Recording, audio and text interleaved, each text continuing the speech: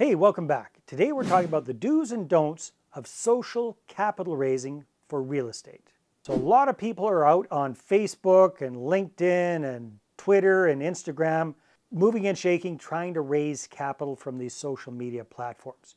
Some people are doing it right, most people are doing it wrong. On today's video, we're going to show you the ins and outs, the do's and don'ts of using social media for raising capital.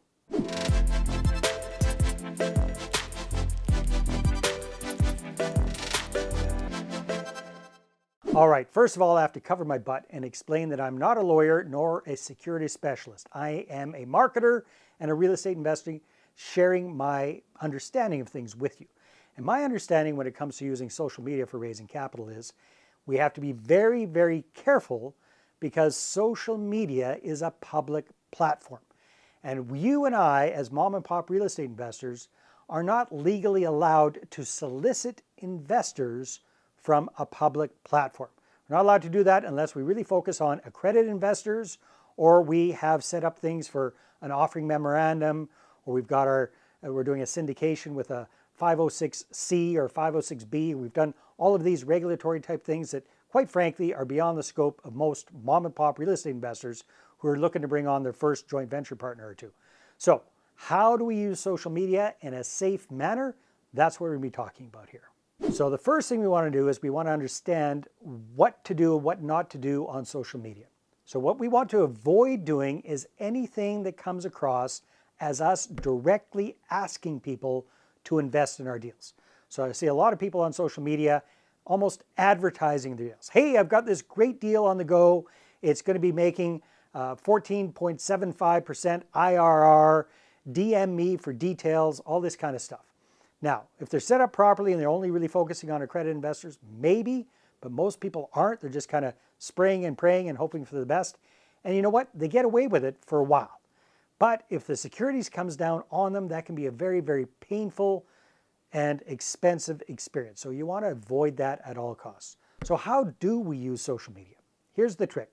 Use social media to educate and edutain people, get them engaged, and get them going, get them off social media to actually talk about real deals, all right? So use it as an educational platform, not as a platform for directly soliciting investors. So what I've seen a lot of investors do very effectively is they document their real estate investing journey. What do I mean by that?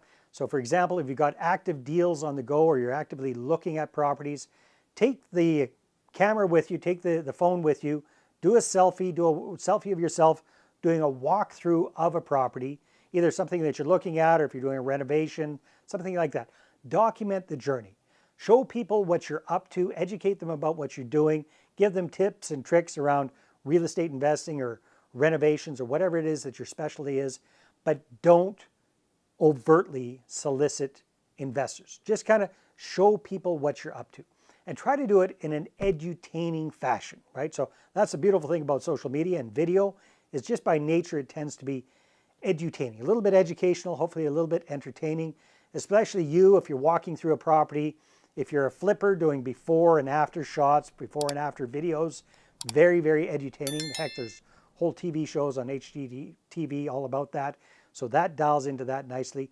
But even more boring stuff, even if you're analyzing deals, you can even do screenshots of that and showing people what you're looking for in properties and why you like this one, why you don't like that one.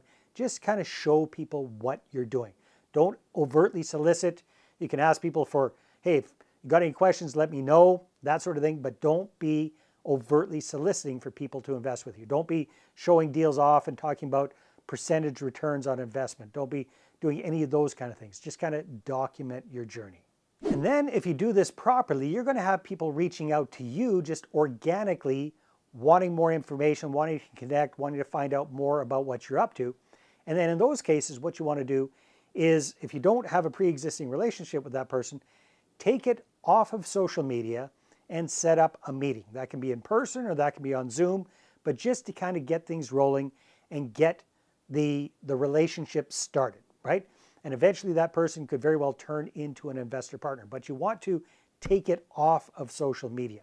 So get their contact information, get their email address, add them to your list, add them to your ongoing, constant, consistent, edutaining, offline communication, build the relationship from there. So again, kind of create the curiosity, pique the interest on social media, but then whenever possible and as soon as possible, get those people offline into your own warm, organic marketing circle. That's what you really want to focus on. Got a great example of this. One of our clients, Sean Nelson, is doing a great job with Reels, these short little 1-minute type videos. I think he puts most of them up on his Facebook page. And he basically just kind of a day in the life type thing. So he's walking along or he's checking out a deal, he's making an offering on a property. He's just talking about it, just kind of showing people what he's doing and maybe providing a little snippet of education, but he's not actively, proactively soliciting investors. He's just documenting his journey. And some of these reels have kind of gone mini viral. So I think he's only got like 500 Facebook friends, but some of these reels have gotten 1,500 or 2,000 views from people.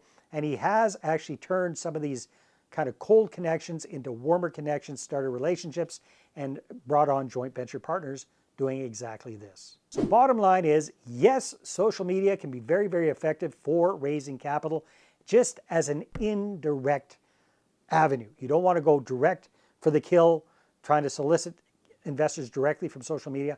You want to educate people, edutain people, create curiosity, get them reaching out to you organically, and then take that offline and really work on that relationship offline. That is a surefire way for you to raise capital safely using social media. All right, if you like that idea and you want more of them, go ahead, grab my book, Money Partner Formula. InvestorAttractionBook.com is where you can get it, or click on the link in the description below.